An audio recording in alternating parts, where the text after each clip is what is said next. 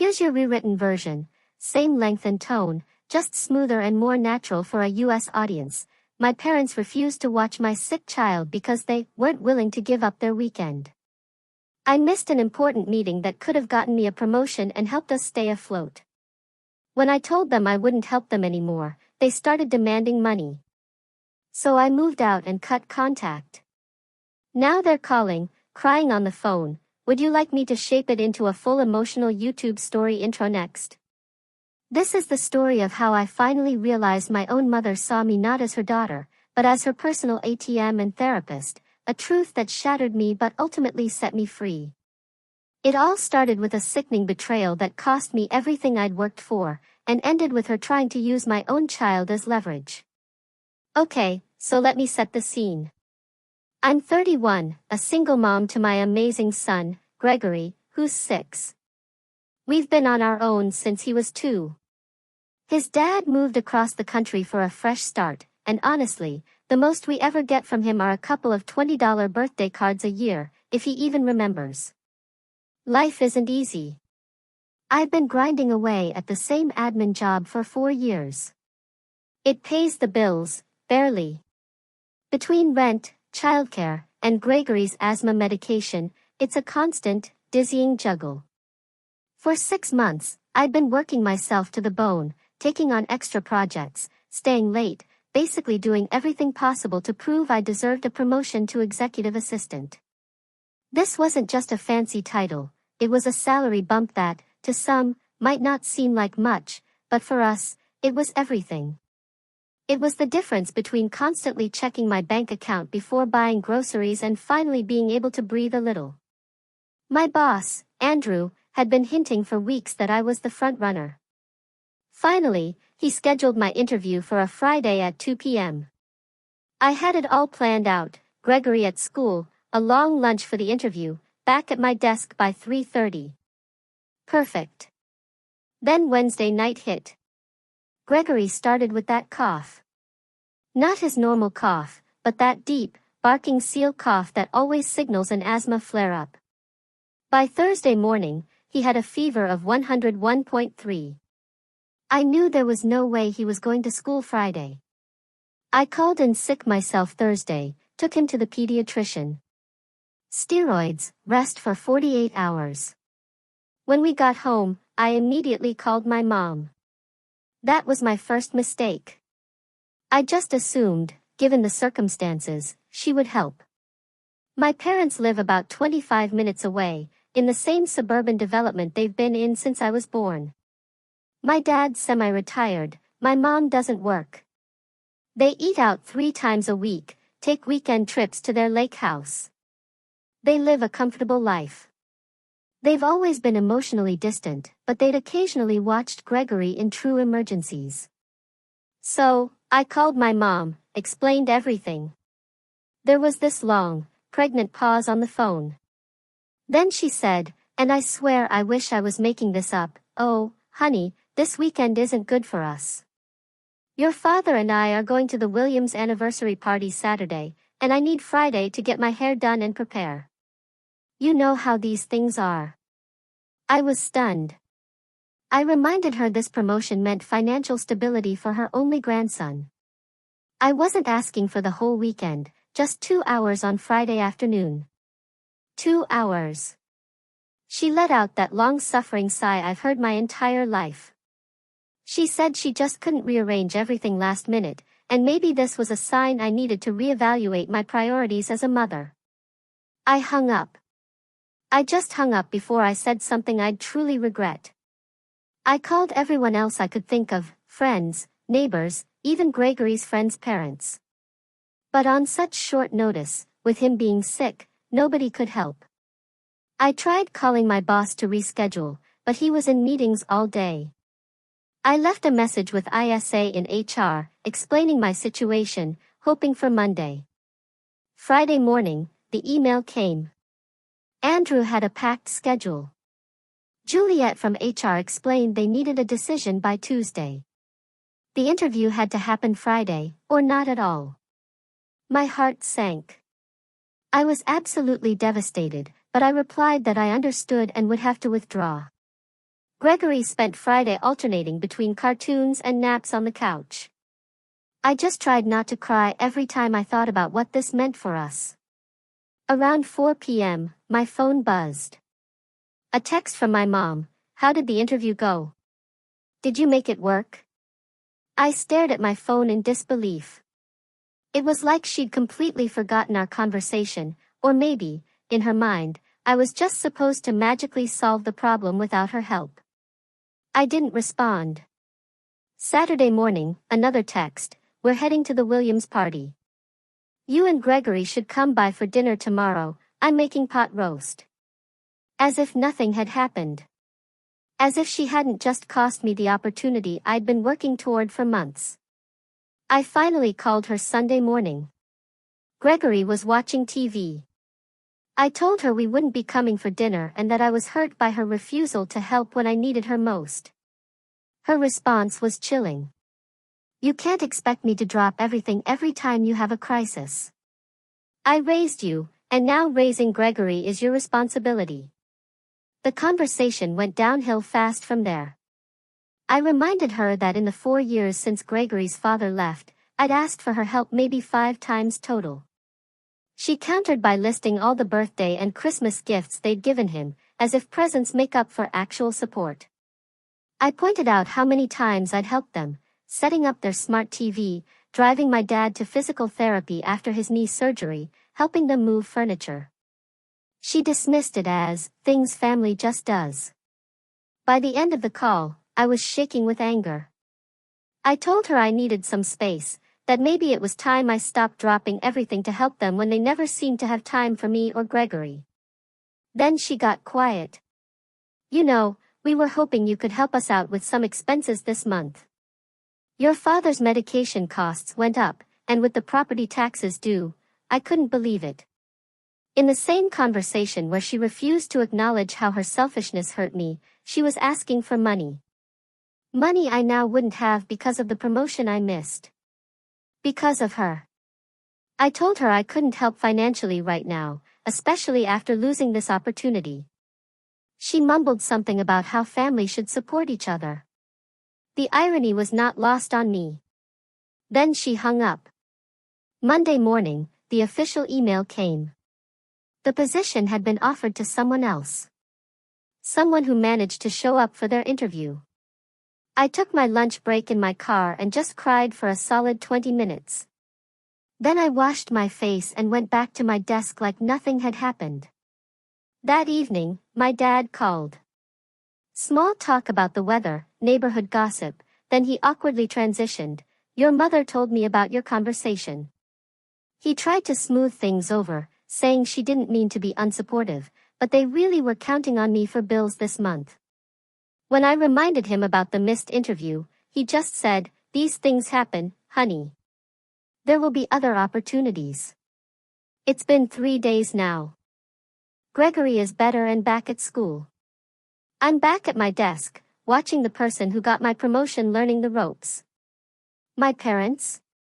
They've called twice, texted multiple times, all about when I can contribute to their expenses this month. I'm done. After years of one-sided support, I'm finally setting boundaries. I texted them that I won't be able to help financially or otherwise for the foreseeable future, and I need them to respect that. Their response, we're family. We're supposed to help each other. Yes, we are family.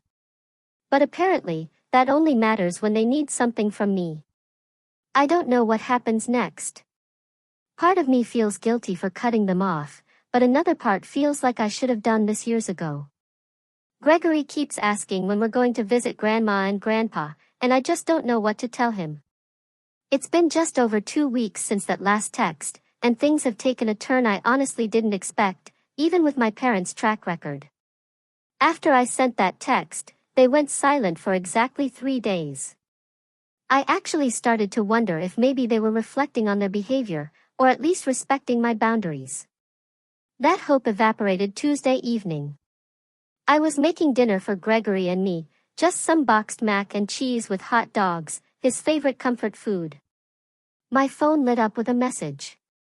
I figured it was Juliet from next door, asking if I needed anything. Instead, it was my mother. A screenshot of an overdue credit card bill for over $4,000. No context. No message. Just the screenshot. I didn't respond. 20 minutes later, another text. We need help with this by Friday or they'll raise our interest rate. I stirred the mac and cheese, thinking about all the times over the years I'd helped them out. Last Christmas, they couldn't afford gifts for Gregory, but somehow managed a weekend ski trip in January. The emergency car repair last summer that turned out to be an elective upgrade to their sound system. Each time, I dipped into my meager savings because they'd framed it as dire and temporary. I put my phone away and focused on dinner. Gregory had been asking about my parents all week, and I'd been vague, telling him they were busy. I hate keeping things from him, but he adores his grandparents despite their flakiness, and I don't want to burden him with adult problems. While we ate, he told me about the solar system project his class was starting and how he got picked to be Jupiter because it's the biggest. Mom, it's got the most moons. After he went to bed, I checked my phone again. 3 missed calls from my dad, and a voicemail where his voice sounded tense. Honey, call us back. This is important. Your mother is very upset. I didn't call back.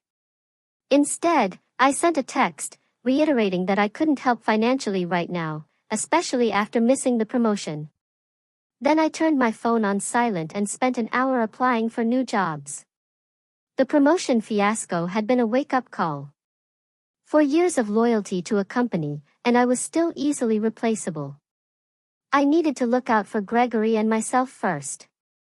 The next morning, I woke up to a novel-length text from my mother, explaining that the credit card debt was mostly from helping me and Gregory. This was news to me. I scrolled through my own bank statements from the past year while waiting for my coffee. In that time, they had given Gregory a $30 Target gift card for his birthday, passed along some hand-me-down clothes from my cousin's kid which didn't fit, and taken us out to dinner once at Applebee's using a buy-one-get-one coupon they'd mentioned at least 3 times. Meanwhile, I'd given them $800 when their water heater broke, spent over $200 on my dad's birthday present, and countless hours helping them with everything from technology issues to driving them to appointments when my dad's cataracts made night driving difficult. I took Gregory to school and went to work, where I had to train Ronnie on some procedures he'd need in his new role, my would-be role. He seemed genuinely uncomfortable and kept saying things like, "You really had this down pat," and, "They should have just waited to interview you." It was awkward, but not his fault.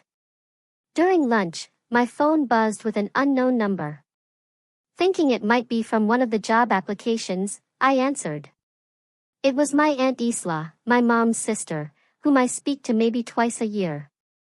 She launched into a speech about how worried she was about my parents and how she understood I might be going through a tough time emotionally, but family needs to stick together. I realized my parents had been calling relatives, painting themselves as victims, abandoned by their ungrateful daughter. When I tried explaining what actually happened with the interview and years of one-sided support, she interrupted with, "Well, that's your perspective, but your mother says she's always been there for you." After that call, I Googled how to tell if your parents are manipulative and spent my entire lunch break reading articles that felt like they were written specifically about my family dynamic. The realization that this wasn't normal, that parents shouldn't make their children feel perpetually indebted, hit me harder than I expected. I went to the bathroom and cried for 5 minutes before returning to my desk with what I hoped was a convincing, "I'm fine" smile. That evening, Gregory and I were at the playground when my dad pulled up in their SUV. Gregory spotted him immediately and ran over excitedly. My stomach dropped. I hadn't prepared for this confrontation, especially not with Gregory present. My dad hugged Gregory and asked if he could talk to me, just for a minute. I sent Gregory back to the swings where I could still see him, and turned to my dad with arms crossed. He looked tired, and for a second, I felt that reflex of guilt I've carried my whole life. Then he started explaining how my mother had been crying herself to sleep because I'd shut them out, and by the way, did I know their homeowner's insurance premium was due next week? I interrupted him. I pointed out that he'd driven 25 minutes to the playground to guilt trip me, but couldn't drive the same distance to help when Gregory was sick. He actually looked surprised, like this connection had never occurred to him. We talked for about 10 minutes, with him alternating between subtle guilt tactics and direct requests for money. I finally told him I needed to get Gregory home for dinner and that I'd think about what he said. The relief on his face was immediate. He thought he'd won. In his mind, "I'll think about it," had always meant, "Yes, I'll help," because that's how it had always played out before. Over the weekend, my brother Damien called, which was unusual since we typically just text. Like my aunt, he'd gotten an earful from our parents. Unlike her, he saw through their manipulation. "They pulled the same crap with me last year," he told me. I lent them money for what they claimed was a plumbing emergency, then saw Mom's Facebook post about their new patio furniture the next week. It was vindicating to know I wasn't alone in this experience. Damien and I agreed to keep each other informed about our parents' financial requests going forward. Monday morning, I got a message from a company I'd applied to, asking for an interview. It was for a position similar to what I'm doing now, but with better pay and benefits. I scheduled the interview for the following week, allowing plenty of time to arrange childcare, this time with Juliet, who had offered to help after hearing about what happened with my parents. That afternoon, my mother texted again, "We are very disappointed in your attitude. Your father and I have always supported you, and this is how you repay us. We need to talk about this credit card bill." I didn't respond. But I did check their Facebook page. There were posts from just the previous weekend showing them at a nice restaurant with their friends, my mom wearing what looked like a new dress, based on the caption, "Feeling fabulous in my birthday splurge." Tuesday night, Gregory was in bed and I was folding laundry when someone knocked on the door. It was almost 9 p.m., so I checked through the peephole before opening. My mother stood there, looking somehow both angry and victimized simultaneously. I opened the door but didn't invite her in. She immediately launched into a speech about family obligations and how she and my dad were facing severe financial hardship because of unexpected expenses. When I asked what these expenses were, she became vague, mentioning medical bills, though both my parents are on Medicare, house repairs, though their house is newer than my apartment building, and general cost of living increases. I remained calm and repeated that I couldn't help financially right now. She switched tactics, asking if I could at least help them organize their finances, since I'm good with budgeting. Translation: she wanted me to look at their finances, feel guilty, and offer money. I suggested they speak with a financial advisor at their bank or look into credit counseling services. Her face hardened, and she said something that's been replaying in my mind since, "I don't think you understand. We're your parents. We took care of you for 18 years. Now it's your turn to take care of us." I told her I needed to check on Gregory and closed the door. Through the window, I watched her stand there for almost a full minute before walking back to the car where my dad was waiting in the passenger seat. Yesterday, I got a group text from my mother to me, Damien, and several extended family members, with a link to a GoFundMe titled, "Help 2 Seniors Stay in Their Home." The description vaguely mentioned medical issues and unexpected expenses without specifying anything concrete. The goal was set at $15,000. There were no donations yet. Damien called me immediately. We were both speechless. Our parents owned their home outright. It was paid off years ago. They have retirement income from my dad's pension and Social Security. They are not in danger of homelessness. This was manipulation taken to a new level.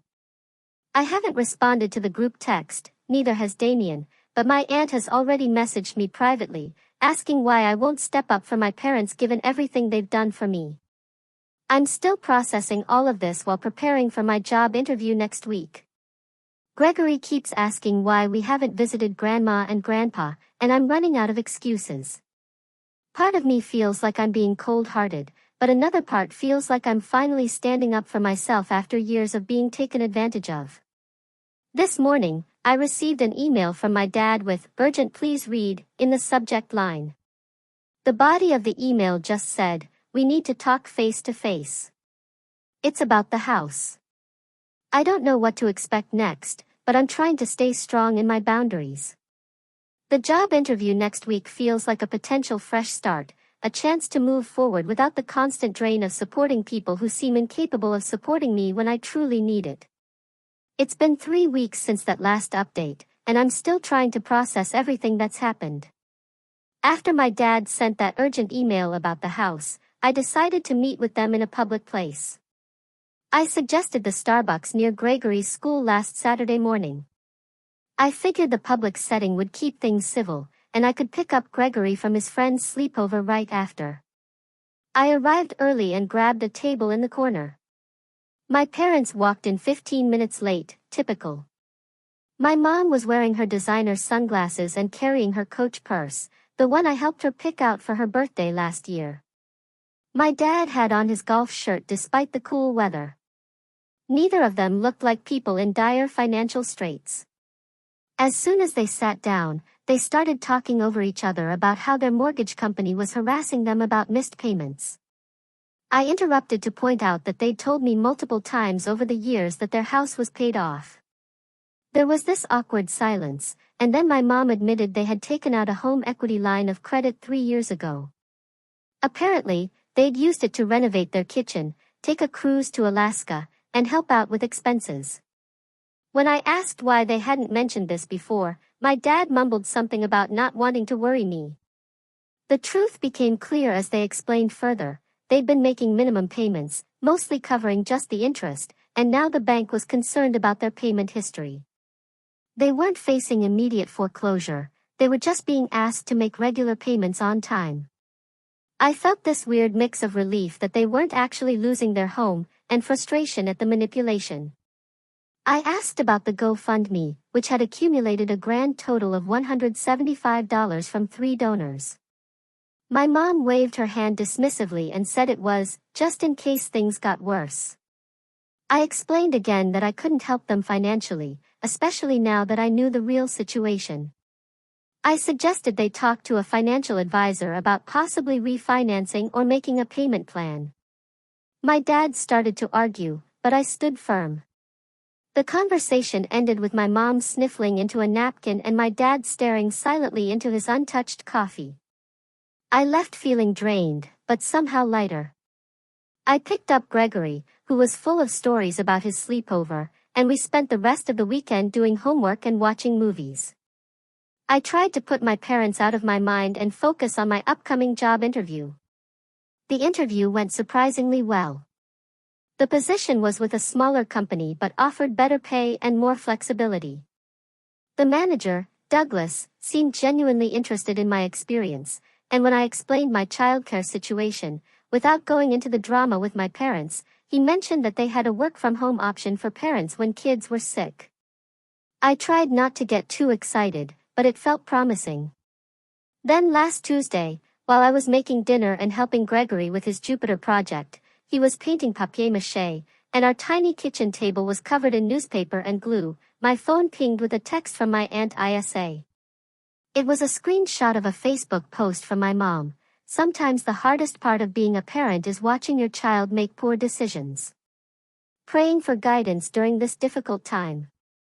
The comments were filled with vague, sympathetic responses, with my mom replying cryptically about financial hardships and ungrateful children.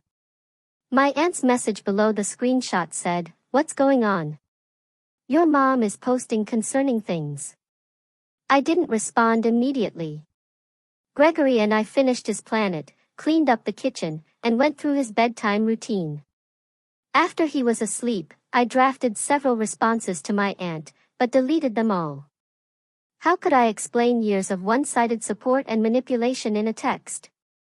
Instead, I messaged my brother Damien, who confirmed he'd seen the posts and had already called out our mom in the comments. His comment had mysteriously disappeared within an hour. Wednesday evening, I got the call I'd been hoping for. Douglas offered me the job.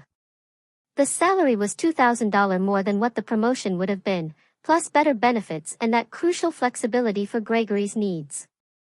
I accepted on the spot and felt a wave of relief wash over me. This was the fresh start we needed. I picked up Gregory from after-school care and took him for ice cream to celebrate. While we were sitting at the little table, I got a call from an unknown number. I almost ignored it, but something made me answer. It was our apartment complex manager, asking if my parents were authorized to enter my unit. Apparently, they had shown up claiming they needed to drop off something important for Gregory but had forgotten their key. My stomach dropped. I had never given them a key, and they definitely weren't authorized to enter my apartment. I told the manager absolutely not, thanked her for checking, and immediately called my parents. No answer from either of them. I rushed Gregory through the rest of his ice cream and drove home, worried about what they might be up to. When we pulled into the parking lot, my parents' SUV was still there, parked in a visitor spot. I told Gregory to wait in the car with the doors locked, something I'd never done before, and promised I'd be right back. I tried calling my parents again as I walked to the manager's office, but still no answer. The manager, Ariana, looked relieved to see me. She explained that my parents had become increasingly insistent about accessing my apartment, claiming they'd left medicine for Gregory inside. When she'd refused without my authorization, they'd sat down in the lobby and said they would wait. They'd been there for almost 2 hours. I steeled myself and walked to the lobby, where I found my parents sitting with a small suitcase and my mom's oversized purse. They looked up when I entered, and my mom immediately burst into tears. My dad stood and started explaining that they had had a misunderstanding with their mortgage company and their utilities had been shut off due to clerical errors. They needed a place to stay, just for a few days, until everything got sorted out. I stood there in disbelief. They had tried to manipulate their way into my apartment before I got home, presumably to establish themselves before I could object. I asked why they hadn't called first. My dad claimed their phones were about to be shut off too, and they wanted to tell me in person. Yet they'd managed to drive 25 minutes to my apartment and wait for hours instead of just calling. I told them they couldn't stay with me. My apartment has one bedroom, which I share with Gregory, and a pull-out couch in the living room that's barely big enough for one person. More importantly, I wasn't comfortable having them stay after everything that had happened. I suggested they could go to a hotel using the credit card they had recently shown me, or stay with my Aunt Isa, who lived closer to them and had a guest room. My mom's tears turned to anger. She said I was abandoning them when they needed me most, just like I had accused them of doing to me. My dad started listing all the things they'd done for me growing up, paying for my school lunches, buying me clothes, taking me to doctor appointments, basic parental responsibilities presented as if they were extraordinary acts of generosity. Gregory was still waiting in the car, so I had to end this quickly. I told them firmly that I would help them find alternative arrangements, but they could not stay with me. My mom grabbed her purse and stormed out, but my dad lingered, looking genuinely confused, as if he couldn't understand why I wasn't folding like I always had before. I spent the next hour making calls, to my aunt, who reluctantly agreed they could stay with her for a few days, to my brother, who offered to drive over and help if needed, and finally, to my parents, leaving a voicemail with my aunt's address and phone number. All while trying to keep things normal for Gregory, who sensed something was wrong but didn't understand what. The next morning, my dad texted to say they were at my aunt's and would figure things out. I went to work, gave my notice, and tried to focus on the positive changes ahead. When I picked up Gregory from school, he asked if Grandma and Grandpa were okay. I kept my explanation simple. They were having some problems with their house but were staying with Aunt Isa. He seemed satisfied with that. Friday afternoon, I was at my desk, finishing up some paperwork, when my phone buzzed with a notification from my building's resident portal. Someone had requested to be added to my apartment's approved visitor list. My parents. I immediately declined the request and called the manager to make it clear they should not be given access under any circumstances. Ariana hesitated, then told me something concerning. My mom had come by earlier, claiming she needed to drop off Gregory's medication. When reminded that I had specifically denied them entry, she'd become argumentative, insisting that as Gregory's grandmother, she had rights. Ariana had remained firm, but warned me that my mother had mentioned coming back on Saturday, today, when she knew we'd be home. I thanked her and spent the rest of my workday distracted, running through scenarios in my head. When I got home with Gregory, I double-checked our locks and closed all the blinds, something I rarely do. We ordered pizza for dinner and I tried to keep things upbeat for Gregory's sake, suggesting we build a blanket fort and watch a movie inside it. Around 8 p.m., while we were halfway through How to Train Your Dragon, with popcorn scattered across our fort, someone knocked on the door. I knew immediately who it was. I told Gregory to keep watching while I answered, positioning myself so the door wouldn't open fully. My parents stood there with the small suitcase from before, plus 2 more bags. My dad smiled, as if nothing was wrong, and said they decided my place made more sense than my aunt's since I had more room, completely untrue, and was closer to their doctors, also untrue. My mom peered past me, calling out to Gregory, who perked up at the sound of her voice. I stepped into the hallway, partially closing the door behind me, and told them directly they could not stay with me. Not now, not this weekend, not just until things get sorted out. My mom's face hardened, and she said something that chilled me. We'll see what the police have to say about a daughter turning away her elderly parents with nowhere to go. It was such a blatant threat that I almost laughed. I calmly explained that as adults with resources, including at least one functioning credit card, a car, and relatives willing to house them, they were not homeless or elderly in any vulnerable sense. If they contacted the police, they would simply be directed to social services or back to my aunt's house. My dad, seemingly realizing their threat had failed, changed tactics. He mentioned that Gregory's birthday was coming up next month and, wouldn't it be sad if they couldn't attend or bring presents because they were living in their car? The manipulation was so transparent it made me feel sick. I told them I needed to get back to Gregory and that I would be blocking their numbers temporarily. I suggested they return to my aunt's or use their credit card for a hotel. Then I went back inside, locked the door, and returned to our blanket fort, my hands shaking slightly. Gregory asked if Grandma and Grandpa were coming in. I told him they had just stopped by to say hello but had to go to Aunt Isa's house. He accepted this and went back to the movie, but I spent the rest of the evening on edge, jumping slightly at every noise from the hallway. They knocked twice more before finally leaving. I checked through the peephole each time, but didn't open the door. Around 10 p.m., after Gregory was asleep, I got a flurry of texts from both of them, ranging from guilt-tripping, I guess 30 years of parenting means nothing, to angry, you'll regret this when we're gone, to bizarre claims that they were now officially homeless and it was my fault. I didn't respond to any of them. Instead, I texted my aunt, who confirmed they had returned to her house, complaining loudly about my cruelty but accepting her guest room nonetheless. This morning, I woke up to an email from my dad with a detailed list of everything they had ever spent on me, from my birth through college, with an estimated total at the bottom that he claimed I owed them. Items included basic necessities like food, clothing, and doctor visits, as well as emotional labor, with a dollar amount assigned. I'm not responding to that either. Instead, I took Gregory to the park, helped him with homework, and I'm trying to focus on our future with my new job. But I'm worried about what they might try next. They've never taken no for an answer before, and they seem determined to make this my problem. It's been just over 6 months since that night my parents showed up at my door with suitcases, claiming homelessness. A lot has changed since then, mostly for the better. I've been at my new job for 5 months now.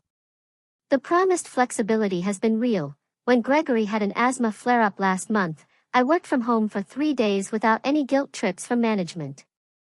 The extra income hasn't made us rich by any means, but I no longer wake up at 3 a.m. calculating whether I can afford both Gregory's school supplies and the electric bill. We moved too, about 7 weeks ago. Just a small 2-bedroom apartment in the same school district, but Gregory finally has his own room. You should have seen his face when we went furniture shopping at IKEA and I told him he could pick out his own bedspread. He chose one with planets. Our refrigerator isn't constantly on the verge of dying, and the shower maintains water pressure for more than 5 minutes. Small luxuries that feel enormous after years of making do. As for my parents, that situation has been complicated. After the night they showed up at our door, I didn't hear from them directly for almost 3 weeks. Instead, they launched what my brother Damien calls the family PR campaign. My Aunt Isa, various cousins, even my dad's bowling buddies all contacted me with different versions of, "They're really struggling and family should stick together." I started therapy about a month after my last post. My new insurance covers it, and honestly, it's been eye-opening. My therapist helped me see patterns I'd been blind to my whole life, how I'd been trained since childhood to feel responsible for my parents' happiness and financial stability, how "no" was never treated as a complete sentence in our family, how guilt was weaponized whenever I tried to establish independence. I kept the documentation going, saving every text, email, and voicemail. In late March, I had to use it. My parents somehow convinced Gregory's school that they were authorized to pick him up for a doctor's appointment. Thankfully, the front office called me to confirm, and I was able to rush over there. My parents were in the parking lot waiting. When I confronted them, my mom claimed they just wanted some quality time with their grandson. After that incident, I spoke with the school administration, showed them the documentation of ongoing harassment, and they updated their security protocols. That was the turning point. I sent a certified letter to my parents stating that any further attempts to see Gregory without my explicit permission would result in legal action. I didn't want to do it. Writing that letter made my hand shake, but Gregory's safety had to come first. They backed off after that, at least physically. Gregory has struggled with all this, unsurprisingly. He misses his grandparents and doesn't fully understand why we don't see them anymore. I've tried to explain in age-appropriate ways without demonizing them. We've had many conversations on the drive to school about how sometimes people we love can make choices that aren't healthy, and how it's okay to love someone but need space from them. I'm not sure how much sinks in, but he seems to be adjusting. My relationship with my brother has actually improved through all this. Damien and I were never particularly close. He's 5 years older and moved across the state after college. But dealing with our parents' behavior has brought us together. He visits about once a month now, and Gregory adores his cool uncle who teaches him card tricks and brings him comic books. In April, I learned through family gossip that my parents had indeed fallen behind on their mortgage payments, but not because they were destitute. They'd been prioritizing credit card spending over housing payments, assuming they could always catch up later. According to my aunt, who has become surprisingly supportive once she saw the full picture, they worked out a payment plan with the bank and are no longer in danger of foreclosure. They never were truly homeless. It was manipulation, pure and simple. My aunt also let slip that my mom had been furious when I got the new job instead of helping them out financially. Apparently, she'd been counting on my guilt as a reliable income source, and my sudden backbone had thrown off their financial plans. I wish I could say I processed all this with perfect emotional clarity, but that wouldn't be true. There have been days I've cried after Gregory went to bed, wondering if I'm doing the right thing. Days I've composed lengthy text messages explaining my perspective, only to delete them unsent. Moments I've seen something Gregory did and thought, "Mom would love this," before remembering where we stand. The hardest part has been holidays and birthdays. Gregory turned 8 last month, and he asked if Grandma and Grandpa were coming to his party. I had arranged a small celebration at the local bowling alley with a few friends from school. When I told him they weren't coming, his little face fell for just a moment before he rallied and started talking about the cake. That moment gutted me. I did send them photos of him at his party through my aunt. I'm not trying to cut them off from knowing anything about his life. I'm just setting boundaries about direct contact until I can trust their behavior. Now, about that unexpected call yesterday morning. I was making pancakes for Gregory, our Saturday tradition, when my phone rang with my dad's number. I nearly declined it automatically, but something made me answer. His voice sounded different, quieter, less entitled somehow. He asked how we were doing, and for once, he actually waited for my answer instead of launching into his own issues. I gave vague, polite responses. Then he said something I never expected to hear. My mom had started seeing a therapist too. Apparently, after months of getting nowhere with their campaign to regain access to me and my wallet, my mom had a health scare, nothing serious, just high blood pressure that required medication adjustment, but it prompted her doctor to recommend therapy for stress management.